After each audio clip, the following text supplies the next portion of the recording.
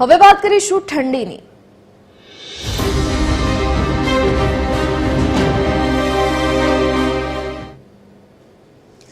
રાજ્યમાં હાડ થીજવતી ઠંડીનો અહેસાસ થઈ રહ્યો છે।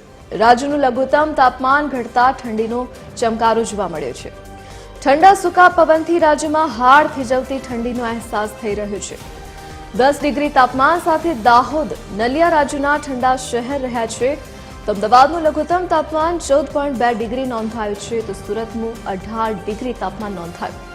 ડાંગનું લઘુત્તમ તાપમાન 10.3 ડિગ્રી નોંધાયું છે, તો ગાંધીનગરમાં 14.8 ડિગ્રી તાપમાન નોંધાયું છે। ભાવનગરમાં 14.2 ડિગ્રી, ડીસામાં 13.8 ડિગ્રી તાપમાન નોંધાયું છે। જામનગરમાં 16.1 ડિગ્રી, ભુજમાં 14.2 ડિગ્રી તાપમાન નોંધાયું છે। અમરેલીમાં 13.9 ડિગ્રી અને કંડલામાં 15.5 ડિગ્રી લઘુત્તમ તાપમાન નોંધાયું છે। એસોસિએટ એડિટર અરુણ શાહ આપણી સાથે લાઈવ જોડાઈ ગયા છે। જી અરુણ, રાજ્યમાં તાપમાનનો પારો ગગડ્યો છે। આગામી સમય માટે શું આગાહી છે હવામાન વિભાગની ઠંડીને લઈને? ધરતી ગુજરાતમાં જે રીતે સામાન્ય ઠંડીથી શરૂ કરીને હાલના તબક્કે જોઈએ તો તીવ્ર ઠંડીનો અનુભવ, એટલે કે સામાન્ય ઠંડી, ત્યારબાદ વધુ ઠંડી અને હાલના તબક્કે જોઈએ તો તીવ્ર ઠંડીનો અનુભવ લોકો કરી રહ્યા છે।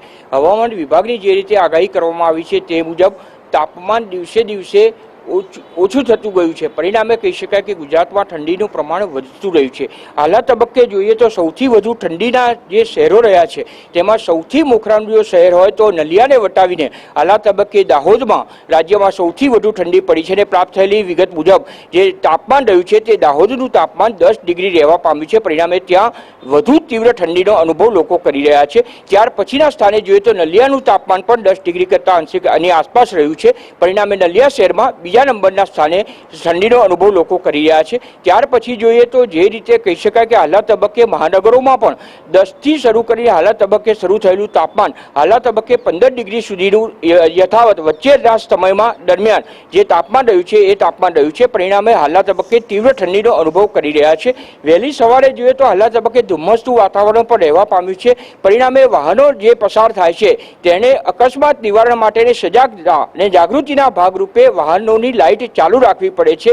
તે પ્રમાણેનું વાતાવરણ વહેલી સવારે થાય છે। એક રીતે જોઈએ તો અત્યારે ડબલ ઋતુનો અનુભવ પણ લોકો કરી રહ્યા છે। પરિણામે કહી શકાય કે સવારે જોઈએ તો વધુ ઠંડીનો અનુભવ, રાત્રિના સમયમાં જોઈએ તો પણ વધુ ઠંડીનો અનુભવ, જ્યારે બપોરના સમયમાં ચોક્કસ રીતે લોકો ગરમીનો અનુભવ પણ કરી રહ્યા છે। પરિણામે કહી શકાય કે હાલમાં બેવડી ઋતુનો અનુભવ પણ લોકો કરી રહ્યા છે। એ પ્રમાણેનું વાતાવરણ સર્જાયું છે। આગામી સમયમાં જોઈએ તો ડિસેમ્બરના એન્ડ સુધીમાં હજુ તીવ્રથી પણ વધુ અતિ તીવ્ર ઠંડી પડે અને ખાસ કરીને ગાત્રો થીજાવી દે તે પ્રમાણે ઠંડી પડે તે પ્રમાણેની આગાહી પણ કરવામાં આવી છે। પરિણામે કહી શકાય કે લોકોએ પણ આ ઠંડીથી રક્ષણ મેળવવા માટે ગરમ વસ્ત્રો પરિધાન કરવા પડશે।